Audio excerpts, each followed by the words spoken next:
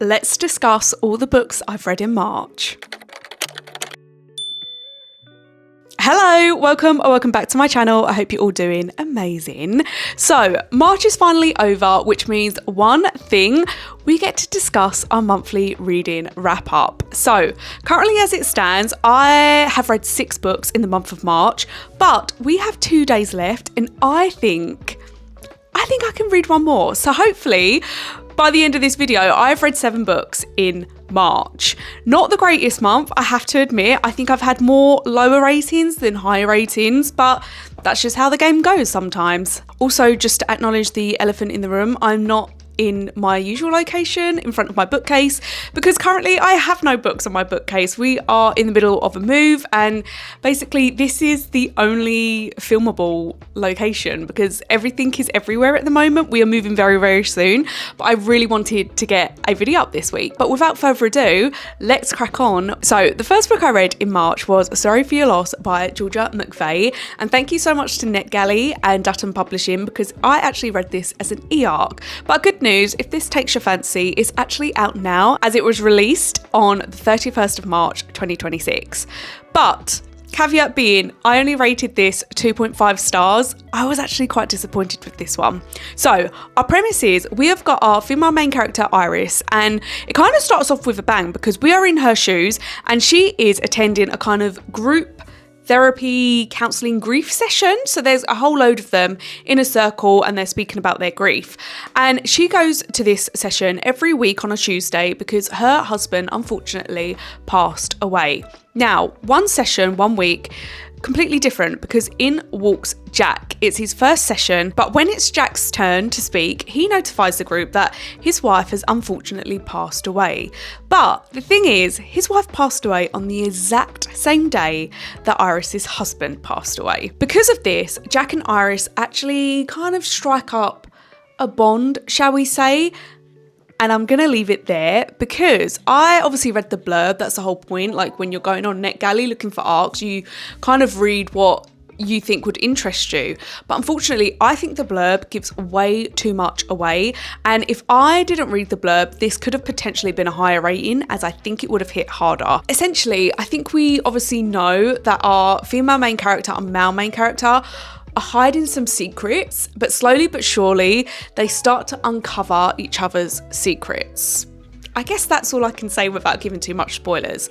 But unfortunately, I didn't really enjoy this one. Our FMC, I think she was supposed to be like an unhinged sort of character, but to me, it didn't come across like that. It came across that she was quite cringe and quite egotistical and maybe just didn't know how to act in a social setting, but not in like a medical way. I just feel like because she was so egotistical, everything revolved around her, if that makes sense. I think the dialogue, she was supposed to be unhinged, but honestly, it was so cringeworthy. So I don't know, I just couldn't get on board with it. The pacing, it was so slow. So I did say that I did quite enjoy it at the beginning. It started with a bang, I was invested. And then about the 30% mark, it just really dipped. Like the pacing, it was extremely slow. Nothing really happened. We were going around in circles. It was quite repetitive. And I hate to say it, but I was just a little bit bored. I don't know if this is me starting to understand my niches a little bit and what I do enjoy as opposed to kind of like the wider thriller genre. But I feel like maybe domestic thrillers is not the one for me. I honestly feel like I prefer your thrillers where it's kind of like really intense, maybe a bit gothic, and you know, you can just feel the dread through every single page. But this one, I was just so like, I wasn't invested. I didn't care, unfortunately. Also, which I do want to mention, but obviously it could be because I read it as an e-arc and they might fix that in the final version, but there was flashback segments in this book. But you don't really know that you're in a flashback segment until you hear like a certain name. And that really took me out of it a little bit. And there was no way in the book to differentiate when you're in past or present or you're in a flashback mode. So I I just couldn't really get on board with the writing style. That was really confusing, and overall just not really a great read for me. So yeah, unfortunately just a 2.5, but I do appreciate the opportunity to read this as an e-arc. The next book I read was The Haunting of Moscow House by Olesya Salnikova Gilmore, and I gave this one 4 stars. Now, the reason this one's on my TBR is because I actually picked up a prompt to put your lowest rated read onto your TBR for the month of March, and I was pleasantly surprised because I went into this thinking I was absolutely going to hate it, but I absolutely loved it. Like, I really enjoyed it, hence the 4-star rating. I think on Goodreads it has a 3.4 rating, and I really do think that's a little bit unfair in my personal opinion. For this one, it's based in Russia, and we've got 2 aristocratic sisters who are now in the middle of the Russian Revolution. So because we're in the middle of the Russian Revolution, the Bolsheviks, they come in to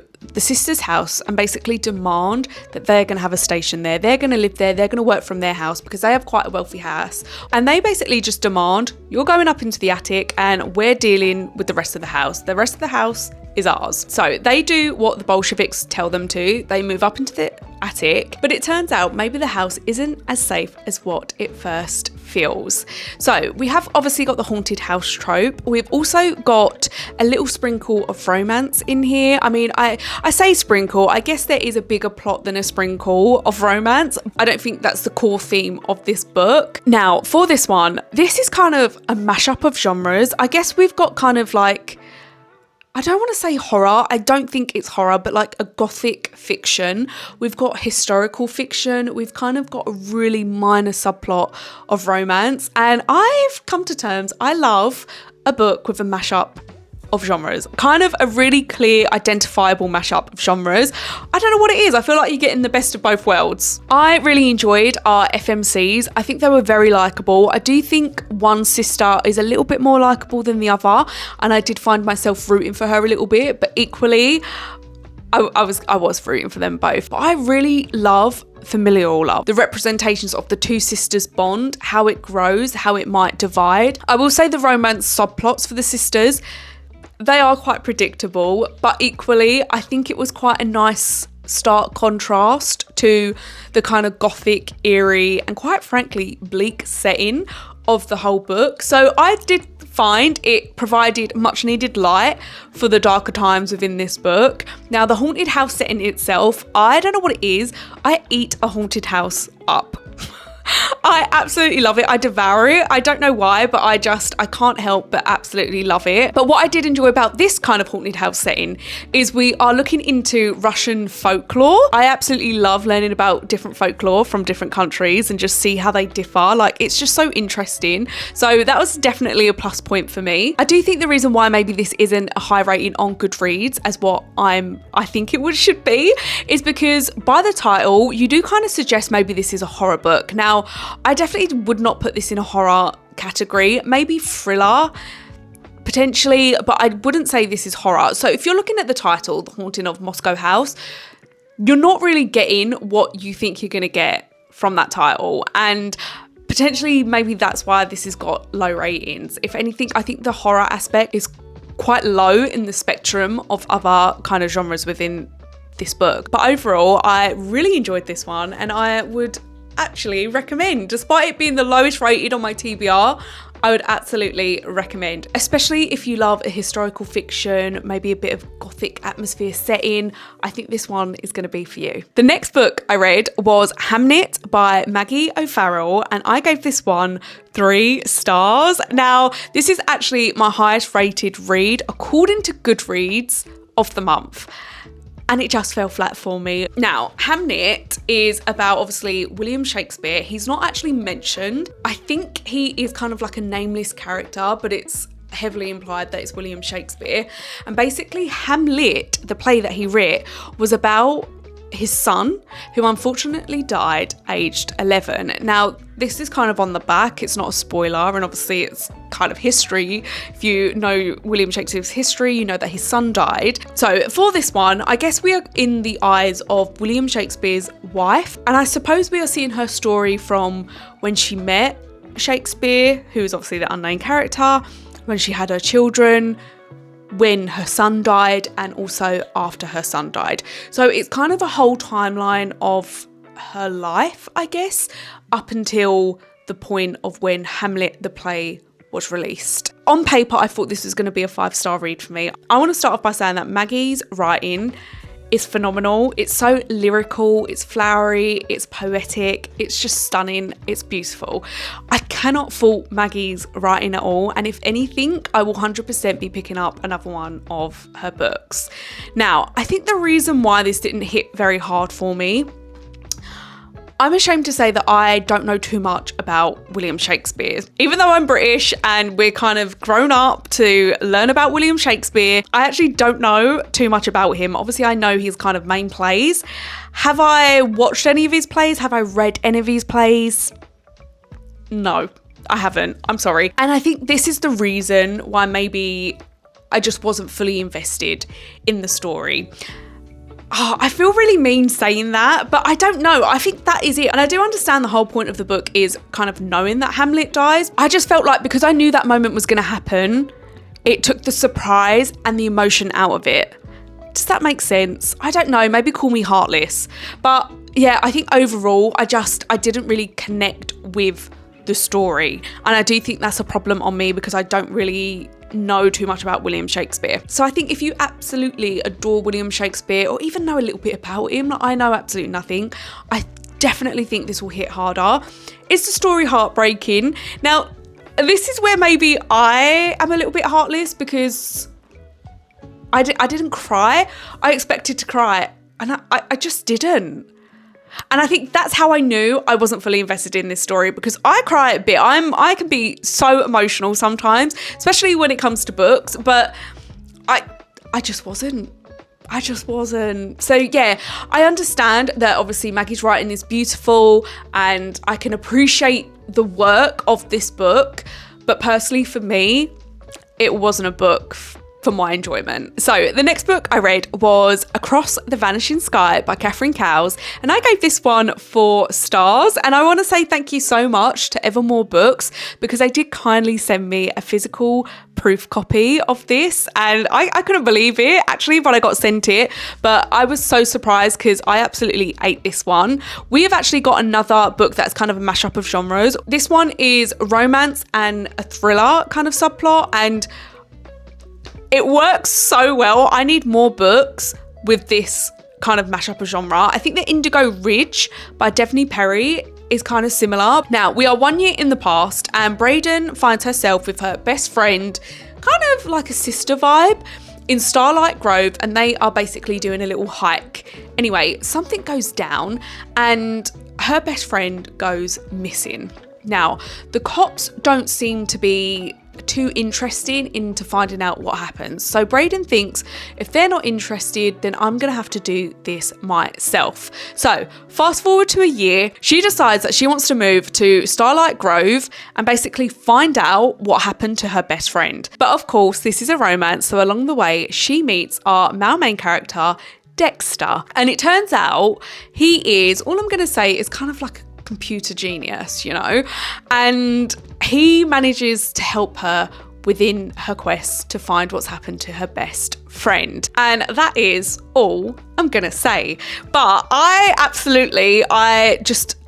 inhaled this one. I inhaled it. It's 400 pages and honestly, it felt like 200 pages. I could not stop reading. I did enjoy our main characters. I really liked our FMC.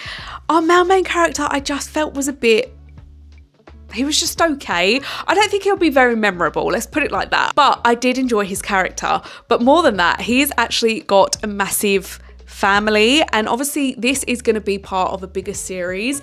And you can just see the characters in Dexter's family, you know they're going to have their own book because they are just so different from one another, so quirky. So I'm really excited to carry on with this series. But I didn't realise that actually Cowles wrote the Sparrow Falls series, which I 100% will be picking up now, especially after reading this one. But there is little references about Sparrow Falls in this book, so I think if you have read that series, this one might hit a little bit harder. There is also like a found family trope. I love a found family. Obviously it's found family, small town. they're just tropes I absolutely just love, especially in a romance book. So I knew I was just gonna love this one. Now, the reason why it's a 4-star is this is gonna come across really silly, but Braden's son was so annoying. Like one of the most annoying child characters I've ever read. I think he was 8 years old in the book. Or was he 12? He was either 8 or 12. And I know that's a big difference, isn't it? That's 4 years difference.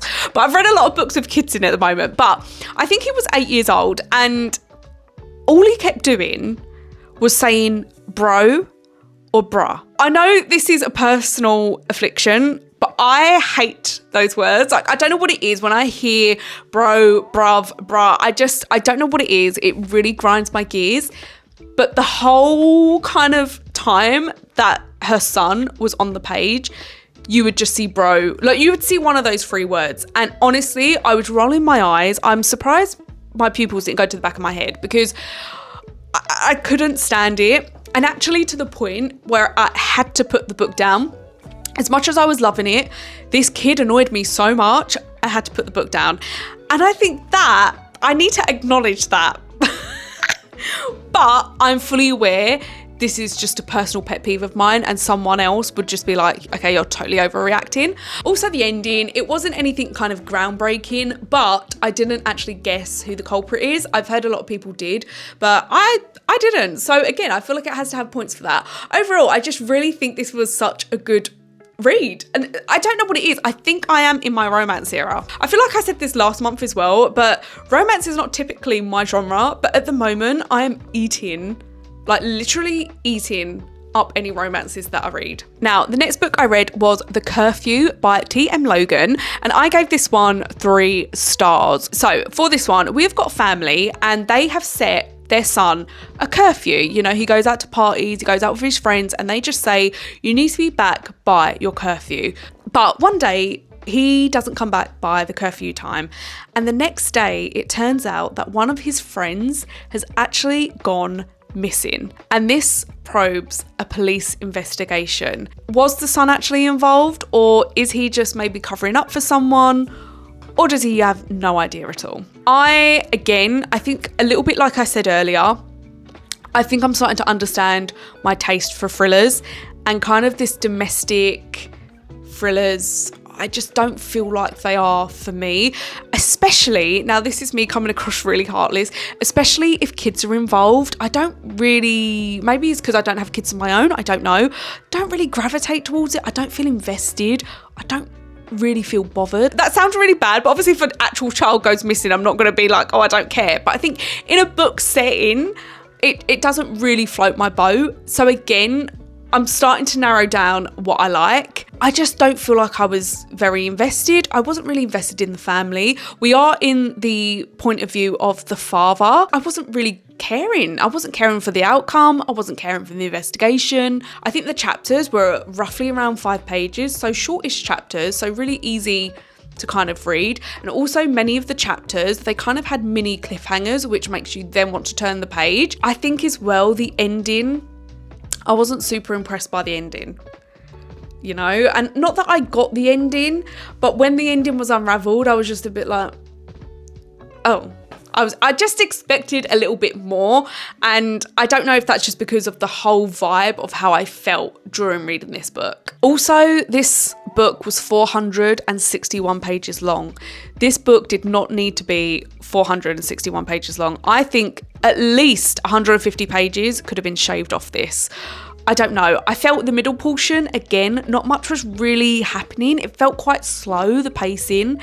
And also, what really annoyed me is, why was the parents making the most questionable decisions? Like, a child has just gone missing and you're letting your other child walk off on her own.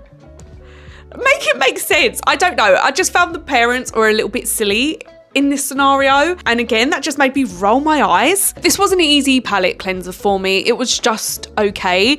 Again, not one that I will be thinking about in 6 months' time. Like, I won't remember this book.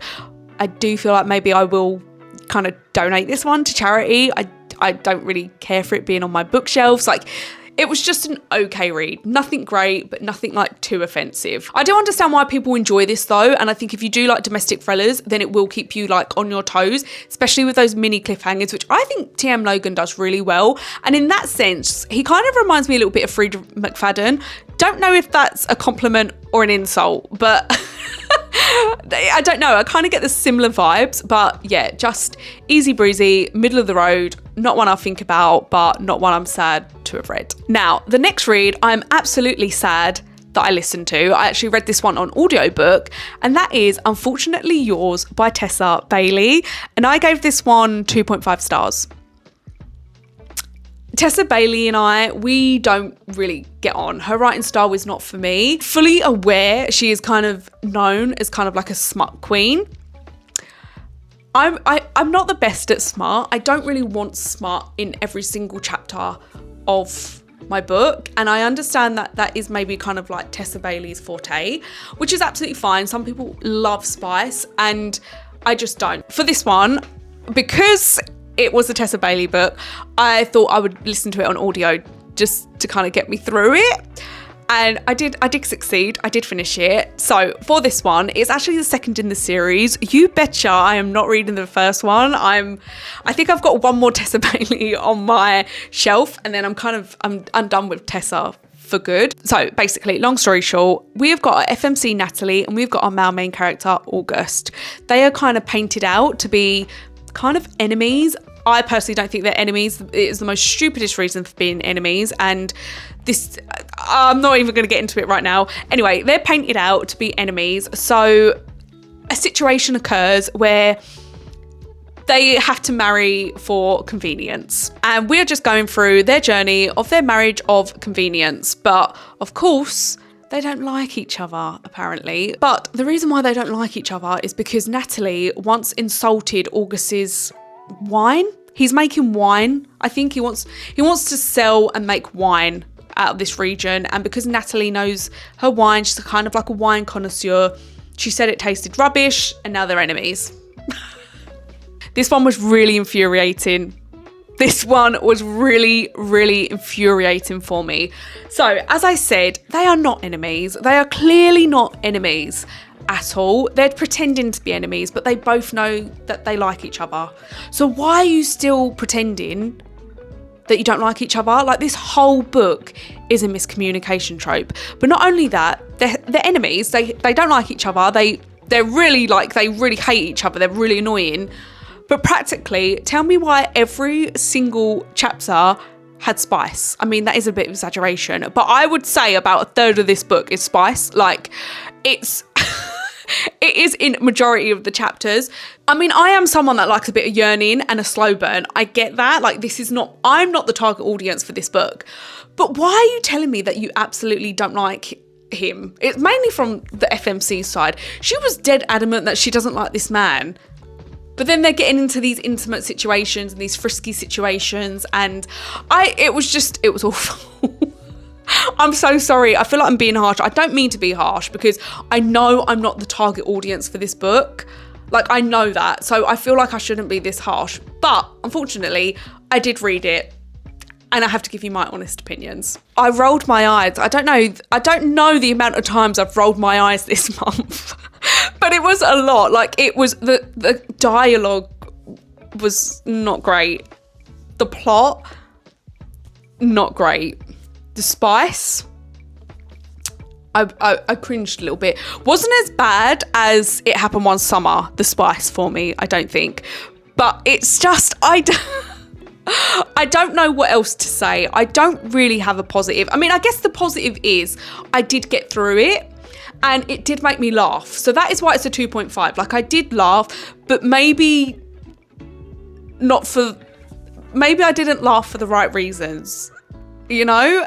But I'm going to still give it a point for that. So that's where I've kind of left it at 2.5. I don't want to go too much into it because I don't think it's very fair, because like I said, I knew I weren't going to like this book. It was insta-lust. The male main character absolutely loved himself. Our FMC, oh, that's another thing.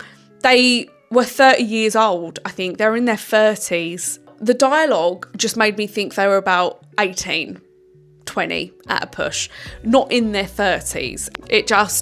The dialogue weren't it for me. Anyway, I'm not going to say no more. I would not recommend this. I don't really like Tessa Bailey, and I think I'm actually might read Hook, Line and Sinker, which is my last Tessa Bailey, on my bookshelf pretty soon, so I can donate those books. Now, as I mentioned before, there is 2 days left in March, so I'm yet to finish my final book. So I'm gonna just add in a little clip now so I can tell you my thoughts. I'm sorry for the jump scare, but it is actually the 1st of April right now. But because I've read majority of this book in March, I'm going to include it in my March reads. But I have just finished The Secret Lives of Murderous Wives by Elizabeth Arnott. And when I say just finished, I mean just finished. I finished this literally about 20 minutes ago. And my rating, I'm stuck between a 4.25 or a 4.5. I might say a 4.25. I might give this a 4.25 for the time being, but know that rating may change once I've kind of thought about it more. I don't know. See, even now I'm thinking maybe it's a 4.5. Anyway, let me just tell you about it. In this one, we are focusing on 3 women, and these 3 women became friends because they had one thing in common, and that is that their husbands were all serial killers. Now, their husbands have paid their price. They're either in prison or, passed away, but they kind of bonded over this connection. But it turns out that recently there has been some murders going on in Berryview. And also, what an incredible town name, Berryview. So these murders are happening, but it turns out that the cops and, the press are not really caring too much about these murders. So these 3 women decide to basically find out who is committing these murders on their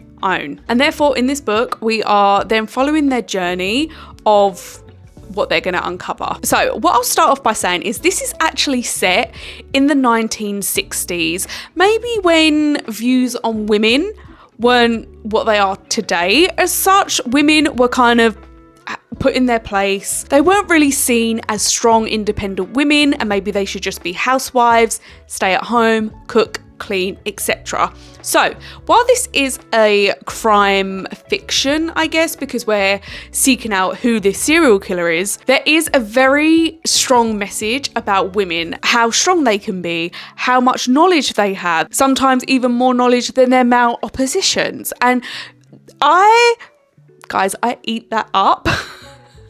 I eat that up. I also love historical fiction, but specifically books set in like the 1960s, 1970s. I don't know what it is. I love that era apparently. But there were some quotes in here that if I was an annotating girly, I would have absolutely highlighted, tagged, whatever. But can I just say, if anyone does pick this book up, which I highly recommend, by the way, I was just encaptured by it. I've never felt more seen as a woman than what I read on page 117 and 118. I mean, I don't know if I'm technically allowed to say this, but even if you don't want to purchase this book, I highly just recommend going into your local bookstore and reading page 117 if you're a woman. And you will read that knowing exactly that feeling that is on that page. I absolutely loved our main 3 characters. They all have different personalities, and because of that, they all react differently to knowing that their husband was a serial killer. And again, I think that just kind of points home to everyone reacts different to different scenarios. Just because you react one way, you can't expect somebody else to react that way also. It scratched an itch on my empathy side, and it just reminded me, actually, everyone is different. I know that is such a basic and common knowledge thing to say. And honestly, I was reading this book thinking, what would I do if I was in this position? Like, thank God I don't think I'll ever be in that position. But do you know what I mean? It's just like, how would I react? You don't know how you're going to react until you're in that position. And I think a lot of people would judge. I know this is set in the 1960s, but I think even today,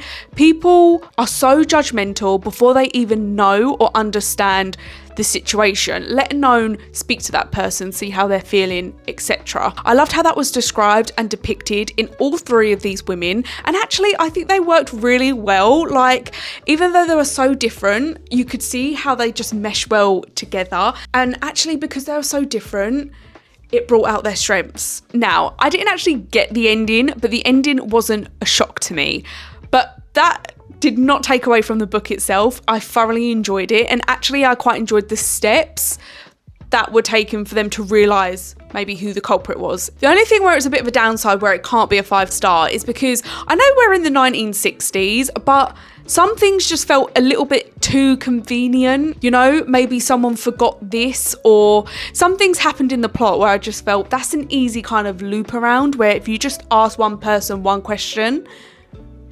you'd get your answer. Sometimes it just felt like it was a bit sloppy. Like if you're trying to cover up a crime scene or something like that, and it just felt a little bit sloppy, and I just feel like I don't think they would do that. So that's where I've got a little bit of an issue with on kind of, there was a few points throughout the story. I say an issue, I still thoroughly enjoyed it. It's just, that's why it's not a 5-star for me. Like for me, a 5-star is absolute perfection. Wouldn't change a thing. This one I absolutely loved and recommend, but I just didn't get that 5-star feeling. Also, I think this is Elizabeth Arnott's debut novel. I'm just going to repeat that again. This is her debut novel, and she absolutely smashed it out of the park. So I absolutely love the fact that I have found a new author, and I will be picking up her future books. Now, I do think this is more character-based as opposed to plot-based. I mean, there is a plot there, but I think we are just really kind of delving into our main 3 characters, how they kind of react to things, how they deal with things, etc. And obviously if you're more plot heavy, this might not be for you. I mean, for this one, I feel like I would say it was a crime fiction and a literary fiction woven together, and it absolutely worked perfectly.